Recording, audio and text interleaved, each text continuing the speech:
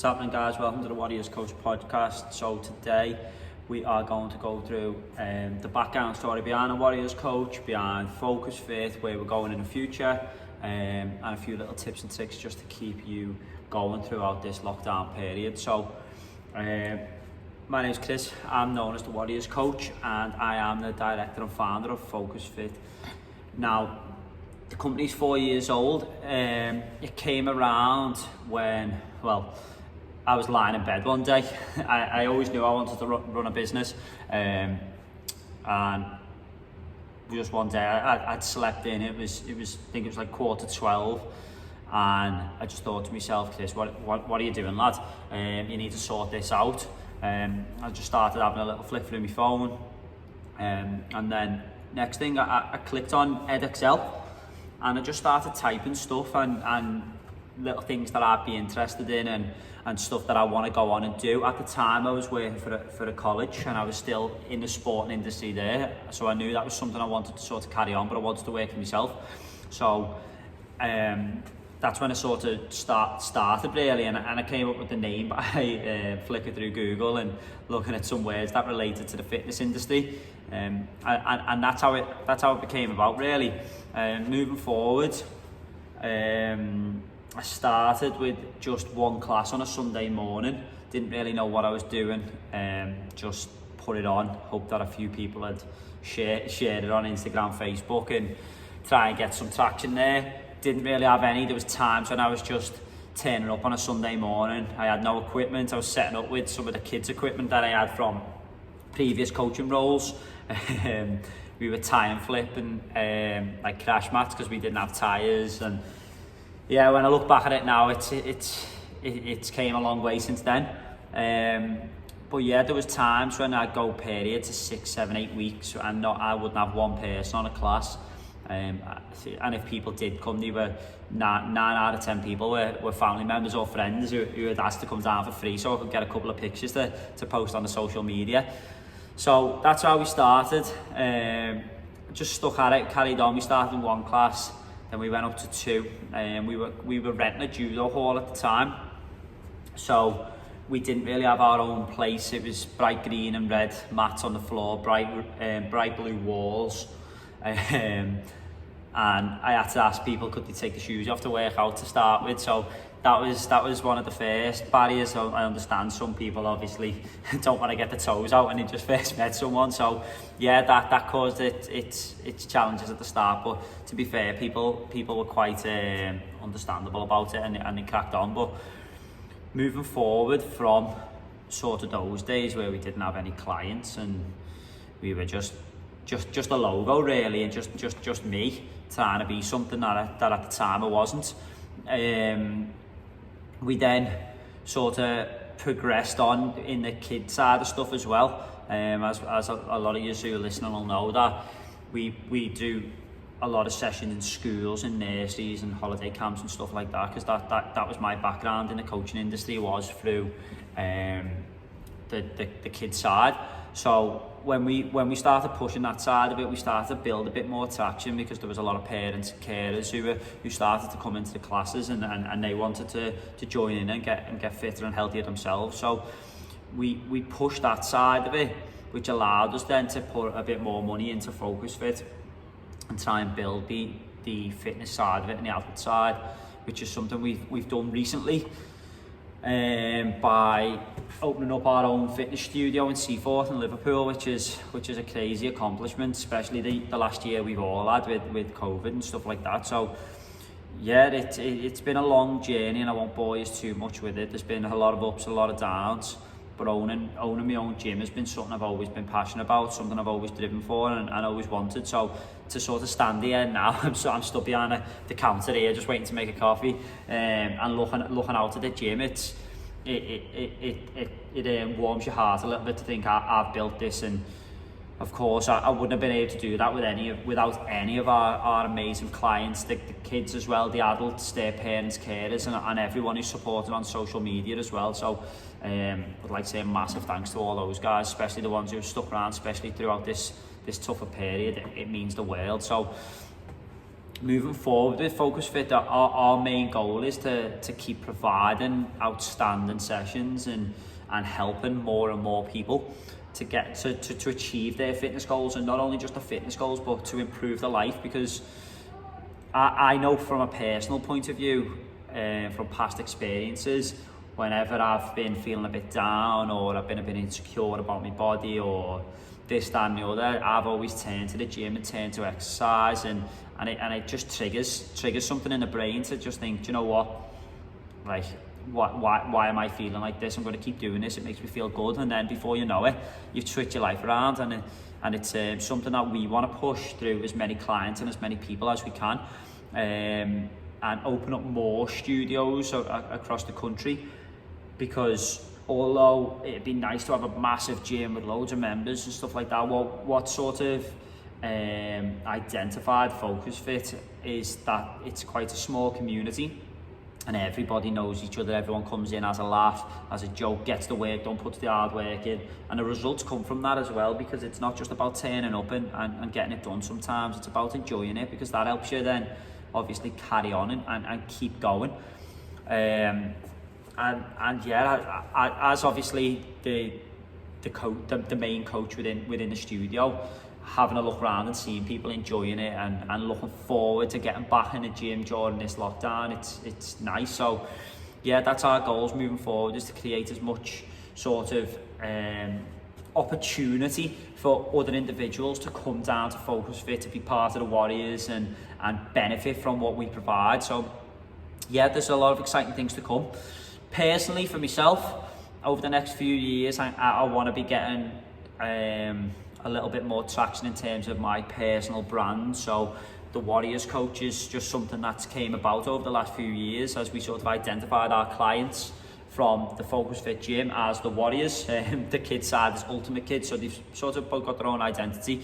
Yeah, it's something I want to build over the next few years, because later down the line, I want to be going into lots of schools, lots of high schools and colleges, and speaking to a lot of the students and kids in there, to just sort of explain to them that it is possible to follow your dreams. It is possible to achieve and be successful in this day and age, when there's 1,000,001 opportunities and 1,000,001 different things trying to pull you this way, that way and the other way. It's something that I've been passionate about for probably the last 6, 7, 8 years, is just sort of giving back and going to these colleges and high schools and just telling the kids, listen, do you know what, you can do it. You've just got to put the work in.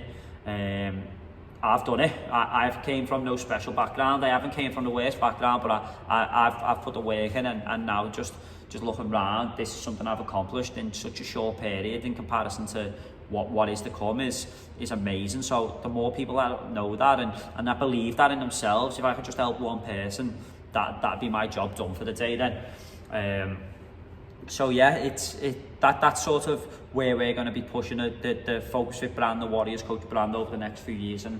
And like I said, it's not something that we hope to do, it's something that we are going to do. And we've proven in the past with a lot of hard work that stuff does pay off, and the success is there. So it's just about keeping going forward and upping it a gear and going one step further and accomplishing them goals.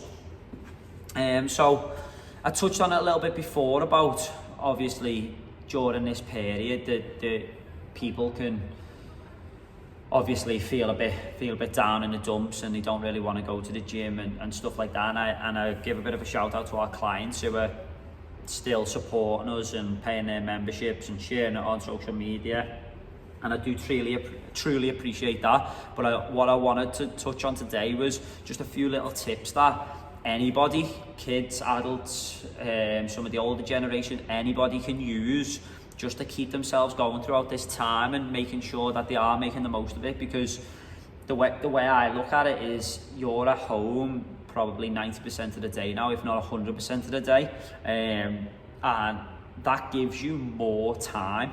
You're not traveling to and from work. That could be an extra 2 hours a day for some people. You've got access to everything you need. You don't need all this fancy gym equipment. It's nice and it's great to come down and get that atmosphere, but it gives us a chance now to sort of work on that mentality side of it and really up at a level. So I've just wrote down on a piece of paper here that the 5 top tips that I think are beneficial throughout this lockdown period, and stuff that I've been using on a daily basis for months and months and months, even years now, and that I've seen a massive improvement with it, especially during this lockdown. Something that I have made sure I've kept of these things, and I've put it into my daily routine now, so I'm not forgetting to do it. I'm making sure that I'm doing it every day. As soon as I get up, I'm doing one of them at least, and then I'm just pushing on throughout the day then. So I'll kick it off with number one, is waking up early. Now it's easy when you're stuck at home to get up at 10 to 9 when you're starting work at 9 o'clock, open the laptop still in your pyjamas and get going. But if you're waking up early, it gives you that time to look after yourself then. You've got time to do some exercise, to prepare for the rest of the day, have a cold shower, that type of stuff. I know not a lot of you aren't into the cold showers, but something for me is that's a massive thing. A cold shower when you wake up makes you alert, it helps with recovery, and there's tons and tons of other benefits, but that's something I'm going to touch on in a later podcast. The next thing I've put down here is prepare. So there's the famous saying, if you fail to prepare, you're preparing to fail, and it's very true.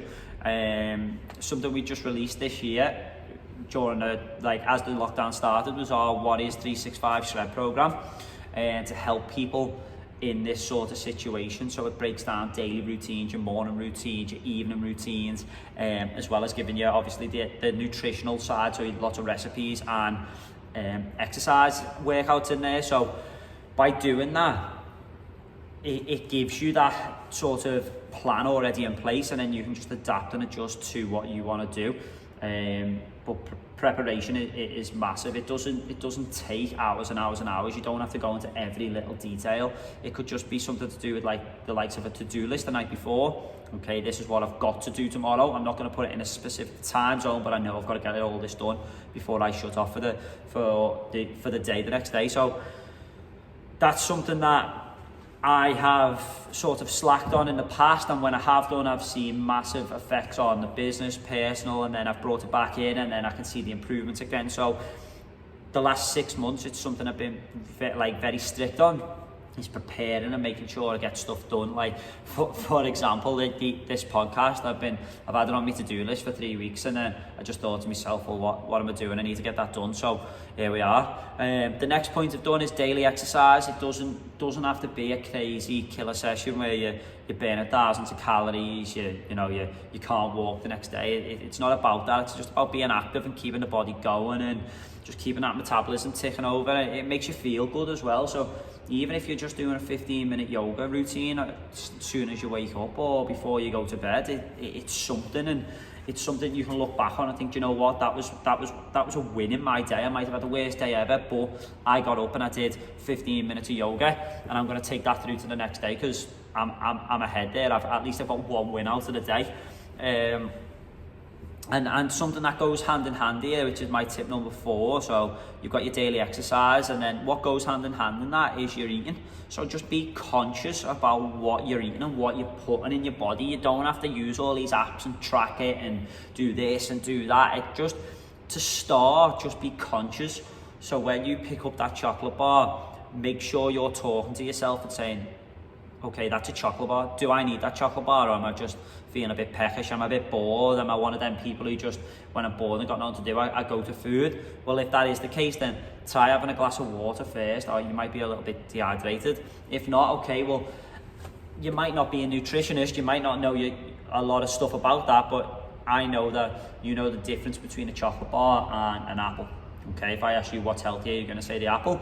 Then just make that conscious choice, and little choices like that will build up, and you'll see a massive difference. And then obviously the more you get into it, the more research you can do, the more help you can see, and you'll just snowball in a positive way for you. So that's something that I've worked on a few of my clients with. It's about conscious eating rather than just me giving you a meal plan, or you tracking and just looking at numbers or looking at a plan all the time. It makes you aware, and it stops you being stuck in this plan or held hostage to the tracking apps, when not everyone wants to do it, and not everyone can actually necessarily do it, because obviously it might have that negative effect on them. So conscious eating is a very good way to start improving your nutrition and just getting some of the healthier choices in your body. And then finally, my tip number 5 is schedule some self-care into your routine. So there might be times when you would have went out with a coffee with your friend, and that could have been your self-care. You were just having a bit of a chat and just offloading some of the stresses throughout the week. But now, unfortunately, we can't go out, we can't do that type of stuff, and we might be stuck in a smaller household with quite a few heads, and you might have kids running around and stressing you out. You've got to get your work done, projects done, all this stuff that you didn't have, and all these stresses that are now in your life. We've got to learn to manage those. It's not about getting rid of them, it's about managing them and being able to be productive and work with those stresses in our life. So something I have personally implemented is self-care. Now I'm known for being an early bird. I'm up at 5 a.m. every single day, and I'm straight in a cold shower, and I do this and I do that. But something I've now started is getting up 15 minutes earlier than that. So I get up at 4:45, and the reason I do that is to give myself personally at least an extra 15 minutes of self-care. So I'll wake up and I'll get straight in the shower, get ready, just as I've always done. But what I do now is I do a 15-minute yoga routine. Now, I've never ever done yoga. I'm the guy who goes to the gym and wants to be sweating and crawling out the gym because he's worked that hard. But doing the yoga gives me a chance to release all the stresses and focus on my body and be aware of how the body feels and the mind, and it takes your focus away from all these things, especially so early in the morning. You're most productive, and then if you're waking up going on your phone and thinking, oh, I've got to answer this email, I've got to do this with the kids today, I've got to do that, I've got to do this other thing, then giving that extra 15 minutes of just focusing on you and your body and your mindset makes a whole lot of difference. So that's my tip. And number 5. Now, I'll just go back over them for you. So it's number 1 was wake up early. Number 2, prepare. Number 3, exercise daily. Number 4, be conscious about what you're eating. So what food you're eating, can you make a sensible choice to switch certain things out, and schedule some self-care. Now, they're my top 5 tips. I hope you find them useful. I've only got to keep this podcast nice and short. It is the first one. To be honest, I don't have a clue what I'm doing, but I'm going to upload it anyway. So let me know, give me some feedback, what you want to hear about. Is there any topics you want to go over? Is there anyone you want me to get in and we'll have a little chat about? And I'm really looking for you guys to sort of go back and forth with me on this one, so we can move forward and hopefully give you a lot more entertainment and knowledge and insights into Focuz-Fit, the Warrior Coach, what goes on. There's endless opportunity what we can talk about on this. So let me know, fire me a message on Instagram at Warriors Coach. So it's WARRIORZCOACH, and I'll get back to you, and we will see you on the next podcast. Peace out.